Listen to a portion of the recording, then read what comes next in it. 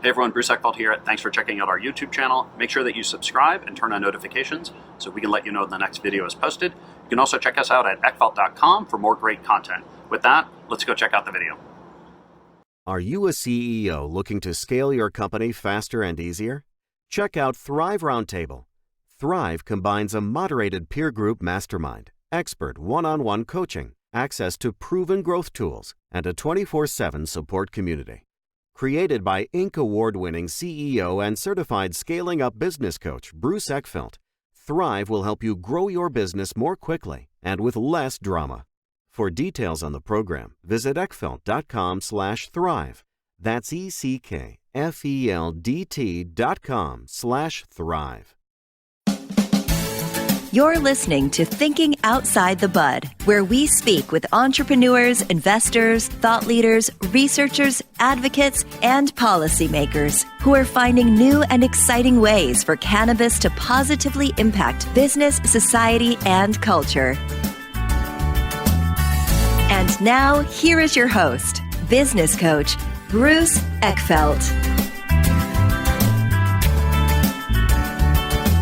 Welcome everyone, this is Thinking Outside the Bud. I'm Bruce Eckfeldt, I'm your host. And our guest today is Cassandra Farrington, who is co-founder of Marijuana Business Daily. She's also the CEO. We're going to talk a little bit about that. We're going to talk about MJ BizCon, which is the big marijuana business event, which was in Las Vegas a couple months ago now. We're going to learn a little bit about that, and we're going to learn a bit about the history of the marijuana industry and how MJ Biz Daily has been a key part of that, and we're going to hear about the story there. So with that, Cassandra, welcome to the program. Thank you so much. I'm glad to be here. Yeah. So I always like to start with just kind of hearing the story of how you got started in this space, what got you interested in it, and then let's talk a little bit about the history of MJ Biz Daily and the conference. And I know there's some fascinating stories and stuff around that, but let's learn a little bit about you and how you got into this. Yeah, so both myself and my business partner, we are traditional business-to-business media professionals. That is where we grew up in our careers and where we were looking when we entered the cannabis space. Back then in 2010, when we started investigating this industry, we already had a media company up and running that was completely focused on business-to-business information for professionals in really niche markets. Yeah. And we had a list of criteria. If we're going to launch into a new market, it has to be of a certain size and have so many actual companies, not just solo entrepreneurs. It has to be growing at a certain rate, things like that. And living here in Colorado, looking around and seeing all these dispensaries pop up, we thought, well, that's a really interesting angle to take on this, that there are all of these people who are very well versed in this industry, but not necessarily in how to run a business and the type of business information that can really help an industry thrive. And we thought, well, we don't know this industry at all. Where neither one of us had a background in cannabis, but we definitely had this other background in this information side of it. And so we brought those skills into this industry, and everything's kind of grown up since then. And what industries were you in at the time? Like you're basically sort of a publishing content platform. What industries were you focused on before you got into cannabis? Yeah, so we had a subscription, how to run a subscription website better. Whether that be a fan club, whether it be a paywall for a publication, much like us. We were kind of looking at teaching ourselves how to do our own jobs better, but also sharing that information with others who, had similar needs. So that was one of them. The other one that we had up and running at the time was called Witch Test One, all about A/B marketing testing and how to improve your conversion rate on your marketing piece or your website or your cart or whatever that is. So those were the two we had up and running, and we definitely had grander designs to turn this into a, several publication family of things, because that's where we had come from. She and I both come from, a newsletter publisher back in Washington, D.C. was where we had both really cut our teeth. And, they had, a family of 100 of these things that all used the same back office printing and media type, support services, HR, customer service, all of those back office services were shared across all of these publications. And, when you have, a subscription website or a subscription newsletter that you may be charged, you may only have 1,000 subscribers, but each one of those is paying $1,000 a year for it. You got a nice little microcosm of a business model. You multiply that across 100, share the back office expenses, and you've got a great business model. Yeah. So that's what we were looking to replicate. And I love this. I've seen this come up so many times in the cannabis space where people have experience and expertise running a particular business model outside of the cannabis space, in other markets and other industries, and then kind of pivoting and applying it to this burgeoning cannabis space that has so many kind of open spaces and needs. And, it's a great way to kind of enter it, is take what you know how to do and know how to do really, really well and apply it to the cannabis market. So you mentioned when you got involved in the cannabis market, you really had what was your particular kind of knowledge or experience with cannabis? Give me a sense of what your state was when you got involved. Really none whatsoever. We recognized that this was that medical marijuana had been approved in, I think at that point, 10 to 12 states. I can't remember exactly how many we had at that point, and that there was going to continue to be a real industry, a real market around this plant. So we didn't actually, we just truly saw it as this industry needing this type of business information that it didn't have. And so we moved into it from, filling that gap on the business side. Yeah, that's great. And we'll talk a little bit about the conference and, where the conference is at. And it's quite incredible where the conference is at this day and age or where we're at recently. But sort of connect the dots for a little bit for us. What was your first step into the market? So you had this experience in terms of doing the newsletters and monetizing the newsletters. What was your first move in terms of getting into the cannabis market? What did that look like? We hired a full-time business reporter to go out and figure it out. Yeah. And that person is Chris Walsh. He's been with us since, honestly, the day we opened the doors on MJ Biz, and has really guided the content side of what we do here, both not just on the website, the MJ Biz Daily, but also through the conference content and the special reports that we do and the annual research that we do. He has been the guide behind all of that content side. He had studied several industries through his journalism career, airlines and some other things as well. And so just knew what it was like to cover an industry. Yeah. And so we went out and recruited him to come join us and help us get this thing off the ground. That's great. And at that time, so this was 2010, I think if I remember what you mentioned, what was the state of the industry at that point? Like how much were you covering? What was your sort of subscriber or audience base? What did that look like? So we started, Ann and I, my business partner and I started, noodling on this idea in 2010. We actually got it launched, got Chris hired, all that sort of thing was May 2011. Okay. And he just went out, started networking, started finding sources, started, passing his business card around. And we, started putting out some initial, information. And just like you would in any other thing that you start, you kind of put up a website and you start pushing that information out to people who might be interested in it and, finding other groups that are potentially doing similar things but not competitive. So finding partnerships to start spreading the word about what you're doing and what they're doing and being mutually beneficial there and, just being good neighbors in the community. Yeah. And meanwhile, Chris was out knocking on a lot of doors and getting a lot of them shut in his face, honestly, because, strangely enough, right when we started this in 2011, shortly thereafter was when the landlord letters started hitting in California. And Colorado started working toward implementing its regulations on its medical marijuana market for the first time and creating that initial seed to sale model that forced a lot of shotgun marriages between, a dispensary over here and a cultivator over here who suddenly had to have a seed to sale program through their entire business model. And a lot of those didn't work out, to be honest. And so there was a lot of transition going on in the marketplace at that time. So people really didn't have the time to either the time or the inclination to either share their own business stories. And honestly, a lot of them wanted to just keep their heads down. Yeah. They were interested in the information, but they were not necessarily willing to speak up and be a source and become findable. Yeah.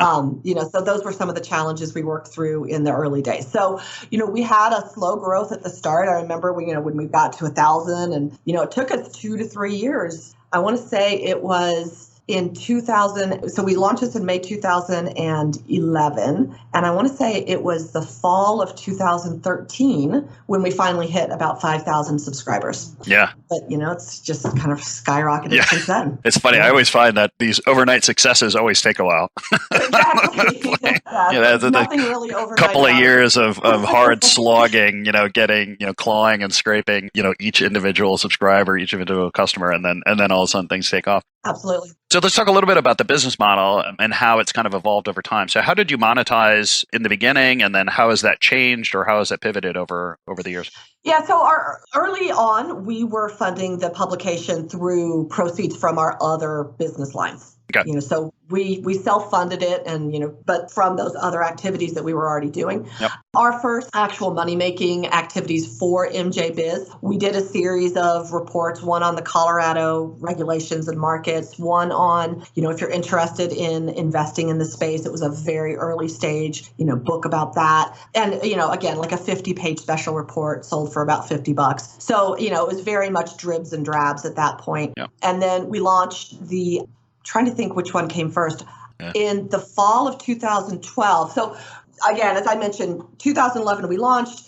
Things started trending down, and we were starting to think, okay, what else are we going to put Chris to work on for a little while? And he was actually down to about half-time, spending half his time on this publication and spending half his time looking at other launch ideas. And then in the spring of 2012, for whatever reason, things really started to feel like we started getting more news flow and getting more traction on the subscriber base. So, we kind of said, let's see. And one of the things that we had heard from our subscribers, or not from our subscribers necessarily, but from our sources and just from the people we were out there in the marketplace talking to, was we need a place where we can get together and talk business. We know and meet each other. The people here in Denver knew each other, and the people in San Francisco knew each other, and the people out in Portland, Maine knew each other. But people in Portland, Maine had never had an opportunity to really get to know the people in San Francisco and share business information and figure out if there were partnerships to be done and things like that. The only events at that time were things like KushCon and the High Times Cannabis Cup. And so these very consumer side festivals, which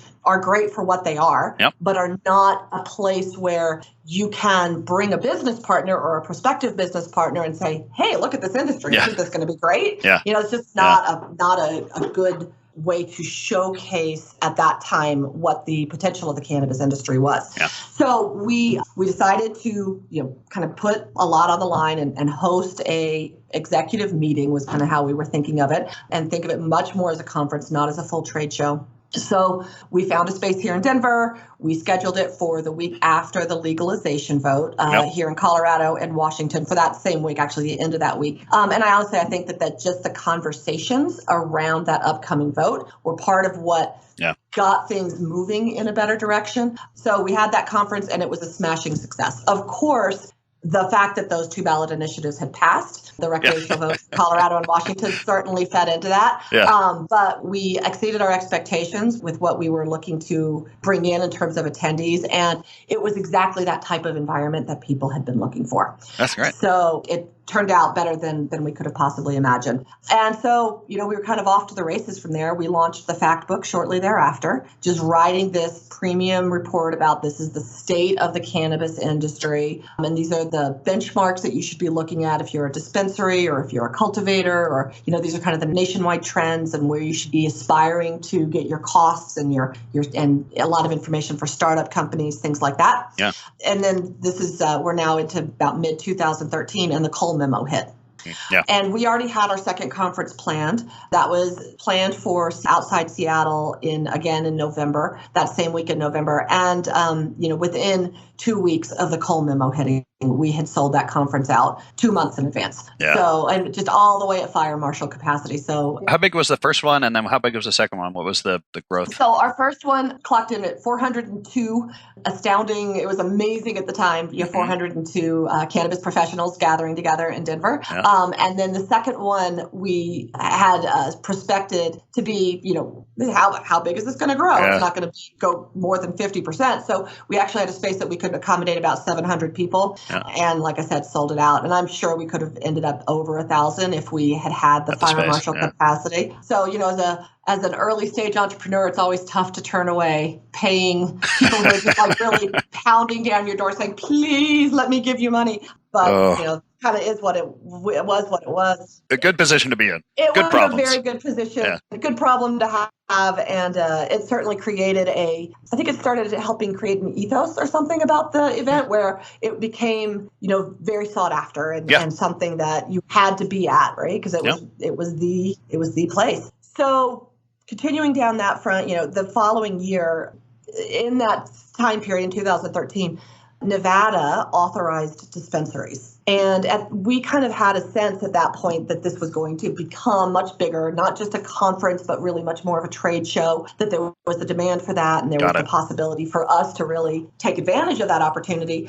And there's no better place for a trade show than Las Vegas. Yeah, exactly. And so once we had, something of some green territory, some blue sky territory in Nevada, because they were authorizing dispensaries, and it was an area that the industry could support, and that's something that we have really tried to stay focused on. Is that wherever we host our events, it's somewhere that the industry feels like they can, kind of get behind and support. We made plans to move it to Las Vegas, had to upsize the venue after the end of that second conference in Seattle, where we had sold it out. We realized that we didn't have nearly enough space, so that's when we moved it to the Rio, and that was another kind of bet the bank moment, because moving or hosting an event in a traditional conference venue comes with very high price tags on the organizer side. Give us a sense, like what was the upfront kind of investment you had to make to really... We were committing to minimums over $1 million. Wow. Between food and beverage minimums and rental space and room guarantees that we had to give to the venue,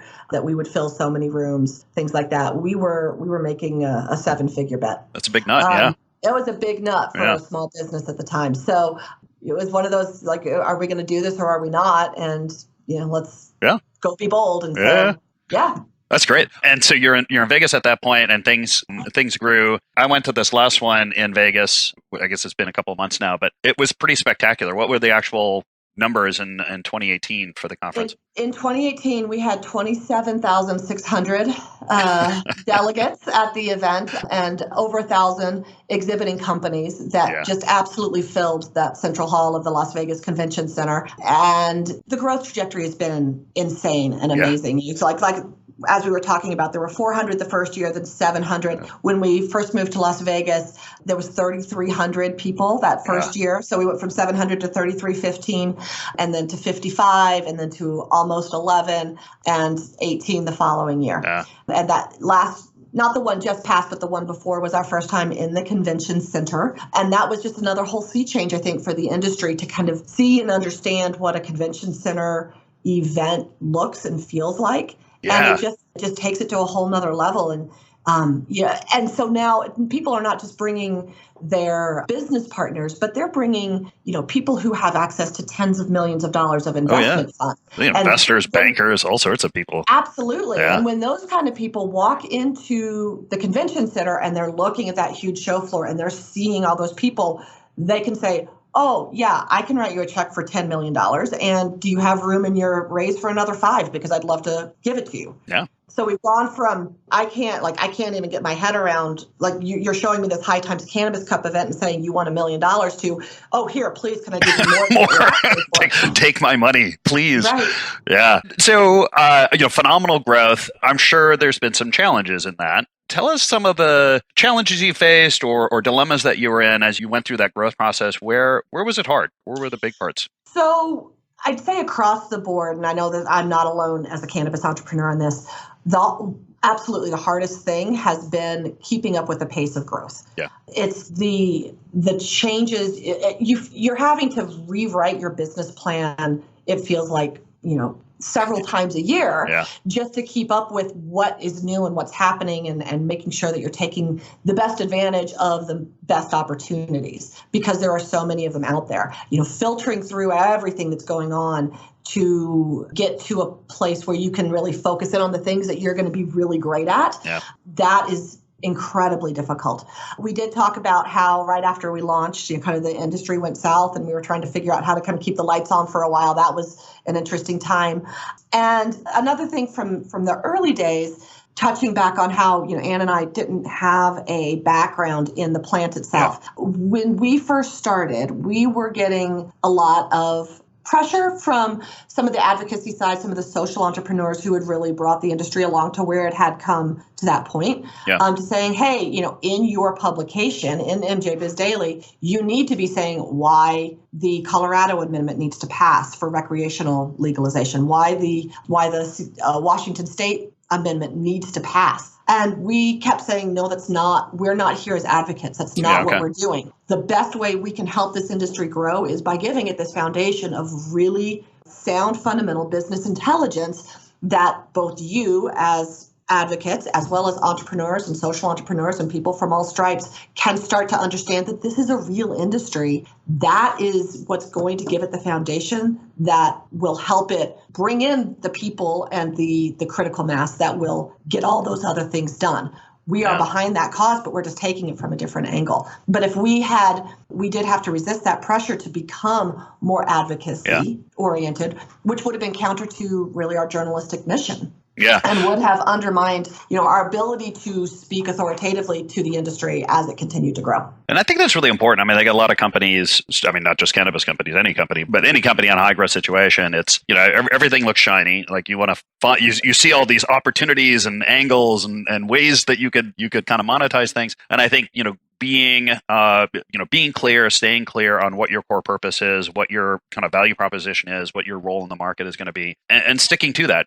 Even if there is very appealing, very sexy opportunities to go off and do something else, if it's not going to be on purpose, if it's not going to be on target for the model and the role you want to play, it's going to hurt you a long time. And I think your success has shown that is that by sticking to that, you've been able to kind of play that role in the market very, very well. Let's talk about where you think this market and kind of industry is going. I mean, the show in Vegas was pretty spectacular. I mean, do you see this just continuing to grow? Do you think this is going to kind of fragment out into different types of conferences? Are you looking at, I'm curious about kind of locations and timeframes, like where do you see this kind of the organizing and structuring this industry a little bit from, trade show content, community point of view?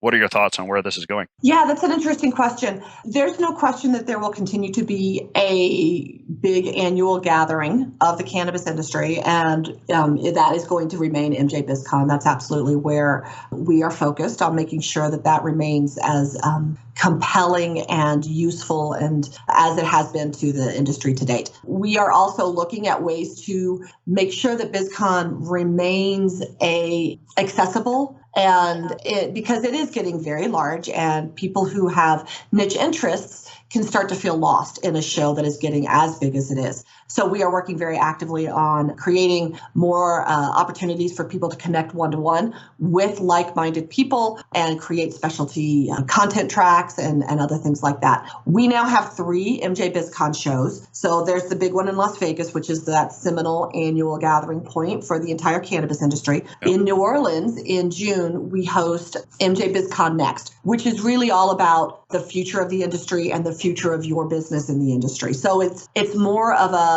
thought leader type event with a lot of actionable intelligence about how to take advantage of where this industry is going and make sure that you are future-proofing your business as this industry continues to grow as quickly as it is. So that's happening. And then we are also actively working on the international front as the international cannabis space just continues to mushroom. We have an event in Toronto that is specifically called MJ BizCon International. It's all about that international picture. We're also hosting a conference symposium in Denmark this year in May for just a one-day event for European cannabis professionals to gather and learn about everything to do from everything that's going on over there. And then on the other side of things, we've already launched and have up and running an entire hemp business media information and things like that. So we are continuing to provide as much as we can. And as the industry grows, even within our editorial department, we have focused down on specific beats. So we have editors and reporters really focused on the cultivation side, on the extraction and science side, and all these other specific areas of the industry, so that we can remain relevant to everybody.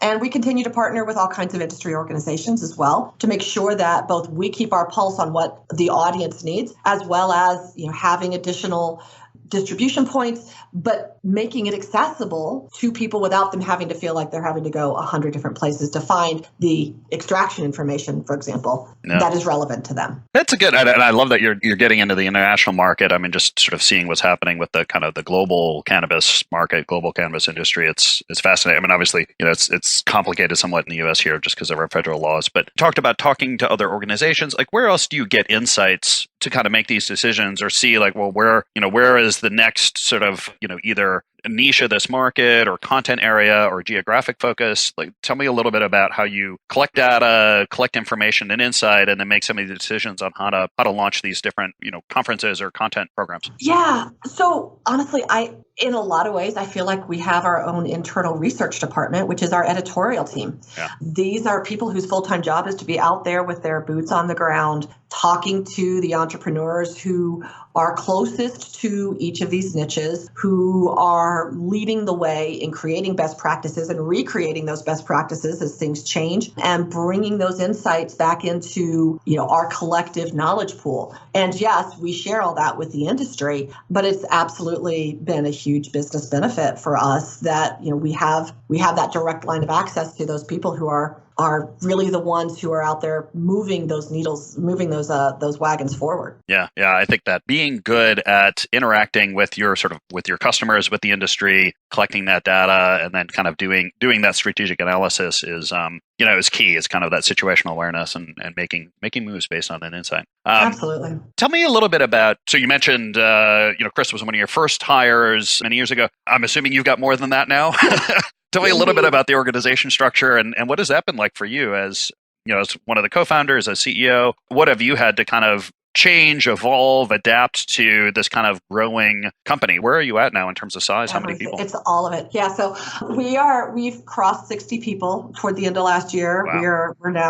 We're now, definitely in that mid-range territory of the hundreds. And, once you cross 50 people in an organization in the United States, that changes all kinds of things about, the law and administration of a company. And so we've been going through those changes really over the last several months. Yeah. And it's been a journey for sure. We have a lot of very dedicated people who love what they do and they love who they do it with. And we have needed to continue to supplement that passion with people who have more experience at running these mid-sized companies and bringing in more administration and just keeping things on an even keel as it gets bigger, while trying to keep that entrepreneurial spirit and independence going. And it's a day-by-day change, right? Everybody gets that we need more structure, of course, as we grow, that we have to layer. It's not going to be as flat of an organization as you get to that size. No question that I've simply had to let a bunch of stuff go and turn it over to, my very competent team. Yeah. Who I know have my back. And, is everything being done exactly the way I would do it? No. Yeah. But at the same time, I'm not having to do it all. And there's no way I possibly could. Yeah. And that's been an important learning lesson for me, just to maintain my sanity and to keep, just keep a pulse on my own work-life balance and understand that I can't do it all. Yeah. Good. Thank you for sharing that. So we're just about at time here. I guess my last sort of general question is, given that you kind of see so many of the opportunities or you see the industry and where things are going, for folks that are kind of on the sidelines, in other industries thinking about getting into the cannabis space, any particular area or strategy that you would advise or suggest that they think about? What's the best kind of words of advice that you have for those folks that are interested in getting involved? That's a good question. There are certainly some key areas of the industry that are growing quickly. The science side of it, the science knowledge is advancing rapidly. Yeah. And I think there's going to be a lot that can be done on the business side and with business ideas to make that science more accessible both to companies and to consumers, whether it's for medical or for more of an adult use or recreational use perspective. So that science thing is going to definitely be growing quickly. We've already talked about how the international scene is exploding so rapidly. So, if anybody with international business experience, is sorely needed right now in the industry. The hemp side of things, especially with the Farm Bill finally getting the rider to the Farm Bill, which fully legalizes hemp, that is a game changer for the hemp industry. And I do see hemp and the traditional marijuana side of things coming closer together, and they're going to have to figure out how to play nicely in this sandbox together. And I think that's going to be a very interesting story to watch. And there's going to be some interesting career opportunities and business opportunities, associated with that side of the industry. Somebody asked me at BizCon, is it too late to be getting into this? Like, look at the size of the show. It's huge. I'm like, well, is it too late to be getting into pet food? Is it too late to be getting into, plastics? Yeah. No, you just have to have a really good business plan and be really dedicated to it. And it's never too late. Yeah, no, I agree. I think there's still so much change going on in this industry that a lot of room for innovation, a lot of room for, people doing new things and taking new approaches to stuff. So, Cassandra, this has been a pleasure. If people want to find out more about you, about MJ Biz Daily, about the conference, what's the best way to get more information? You bet. So we're easily findable at mjbizdaily.com. And information on the conference is at mjbizcon.com. And all the conferences can be found there. And we'd love to have you join the community. Yeah, great. I'll make sure that those links are in the show notes so people can click through. Again, thank you for this. I'm looking forward to the next conference. We'll make sure we get a chance to see each other in person while I'm there. And I look forward to staying in touch and hearing how things go. Love it. Thank you so much, Bruce. Take care. Bye-bye. You've been listening to Thinking Outside the Bud with business coach Bruce Eckfeldt. To find a full list of podcast episodes, download the tools and worksheets, and access other great content, visit the website at thinkingoutsidethebud.com. And don't forget to sign up for the free newsletter at thinkingoutsidethebud.com/newsletter.